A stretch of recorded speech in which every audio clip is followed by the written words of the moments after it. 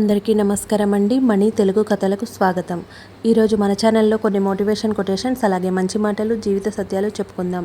వీడియోలోకి వెళ్ళే ముందు చిన్న రిక్వెస్ట్ అండి. మీరు మొదటిసారి మన ఛానల్ని చూసినట్లయితే తప్పకుండా లైక్ చేయండి, సబ్స్క్రైబ్ చేయండి. మీరు చేసే చిన్న లైక్ సబ్స్క్రైబ్ అనేది మాకు చాలా ఉపయోగపడుతుంది. తప్పకుండా చేస్తారని ఆశిస్తున్నాను. ఇప్పుడు వీడియోలోకి వెళ్దాం. ఎప్పుడూ గలగలా మాట్లాడేవాళ్ళు ఒక్కసారిగా మౌనంగా మారిపోయారంటే వాళ్ళు బాధలో అయినా ఉండాలి, లేదా మనమైనా బాధ పెట్టి ఉండాలి. ముక్కుసూటిగా ఉన్నది ఉన్నట్టు మాట్లాడే వారి చుట్టూ తక్కువ మంది ఉంటారు. అబద్ధాలు చెబుతూ ఆకట్టుకునే వారి చుట్టూ ఓ పెద్ద గుంపే ఉంటుంది. నీలో ఉన్న శక్తిని మరచి ఇతరులపై ఆధారపడినంతకాలం విజయం నీ దరి చేరదు. నీపై నమ్మకం ఉంచి అడుగు ముందుకు వెయ్యి. మొదట ఓటమి పలకరించినా ఎప్పటికైనా గెలుపు నీ సొంతమవుతుంది. ఆలోచించి తీసుకున్న నిర్ణయం, కష్టపడి దక్కించుకున్న అవకాశం, ఓటమి నేర్పిన అనుభవం, గొప్ప వ్యక్తిత్వం వల్ల వచ్చే అభిమానం ఎప్పటికీ వృధా కావు. అసూయతో బ్రతికేవారికి సరైన నిద్ర ఉండదు. అహంకారంతో బతికేవారికి సరైన మిత్రులు ఉండరు. అనుమానంతో బతికేవారికి సరైన జీవితం ఉండదు. పరిచయమైన అందరి నుంచి ఎంతో కొంత నేర్చుకుంటాం.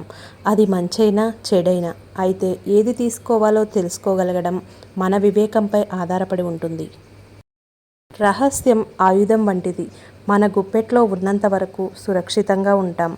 ఇతరుల చేతిలో పడిందా సంక్షోభమే. లైఫ్లో ఎప్పుడూ నిరాశ చెందకండి. ఎవరికి తెలుసు, మీరు ఎంతో కాలంగా ఎదురు చూస్తున్న అవకాశం ఈరోజే రావచ్చు. నేను బాగుండాలి సహజం, నేను మాత్రమే బాగుండాలి స్వార్థం, అందరూ బాగుండాలి అందులో నేనుండాలి అద్భుతం. అబద్ధాన్ని నమ్మడం తేలిక, నిజాన్ని తెలుసుకోవడం కష్టం. అందుకే చాలామంది అబద్ధానికే ఆకర్షితులవుతారు.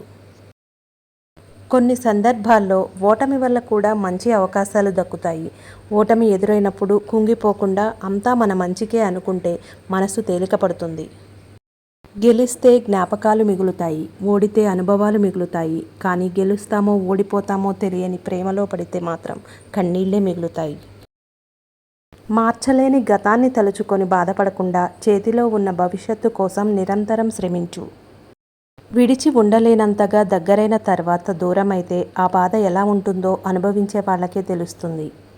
మనసుకు నచ్చిన వారితో కాసేపు మాట్లాడితే చాలు, తర్వాత సమయమంతా ఆనందంగా ఉండడానికి. నమ్మకం లేని వారికి రహస్యాలు చెప్పకూడదు. మనకు కావలసిన వారి వద్ద అబద్ధాలు చెప్పకూడదు. మనసును గాయపరచడానికి ఒక్క మాట చాలు.